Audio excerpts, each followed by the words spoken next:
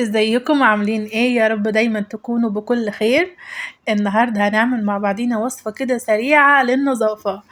اديكوا شايفين قدامكم الاطباق وكل الحاجات اللي قدامكم بتلمع اللمعة جميلة ازاي. هقول لكم السر دلوقتي. يلا نبدأ مع بعضينا الفيديو.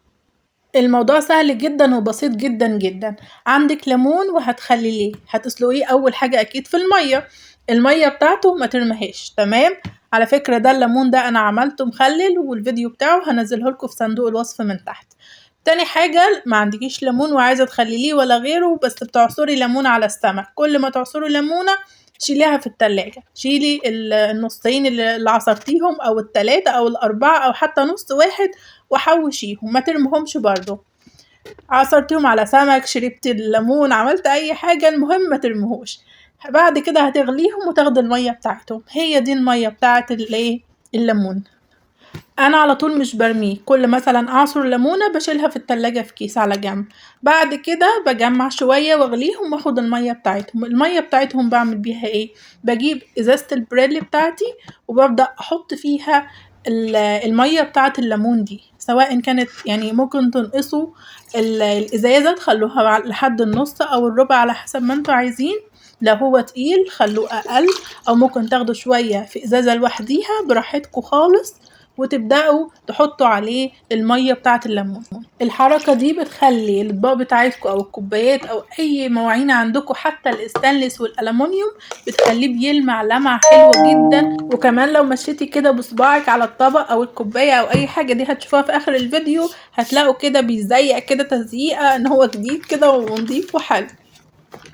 بس كده بتعمليها وبترجيها وتشيليها على جنب، تاخدي منها بدل ما تزودي البريل بتاعك بشوية مية عاديين، زوديهم بالمية بتاعة الليمون دي. انا بستخدمه للبريل زي ما انتوا شايفين كده، وكمان بضيفه على المنظف اللي بعمل بيه الازاز او المرايات والحاجات اللي زي كده. بصراحة بيدي لمعة حلوة قوي للازاز، وبيدي لمعة حلوة جدا للمرايات، وبيديله برضو التزييقة اللي هتسمعوها وانا بعمل في الاطباق دلوقتي.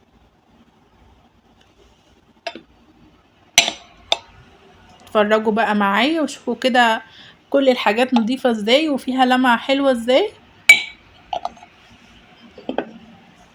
ممكن كمان لو ما عندكش منظف بتاع المرايات وبتاع الازاز، بترشيه عادي على الازاز او المراية وبتنضفيه برضو، بتلمع وتبقى نضيفة جدا جدا. يبقى كده على السريع هقولك تاني، ما عندكيش ليمون وعايزة تخلليه، كل ما تعصري ليمونة شيليها على جنب في التلاجة، حطيها في كيس كده وشيليها في التلاجة لحد ما تجمعي شوية واغليهم، وخدي المية بتاعتهم واعملي بيهم الفكرة دي. صدقوني هتعجبكم جدا جدا، جربوها وقولي رأيكم.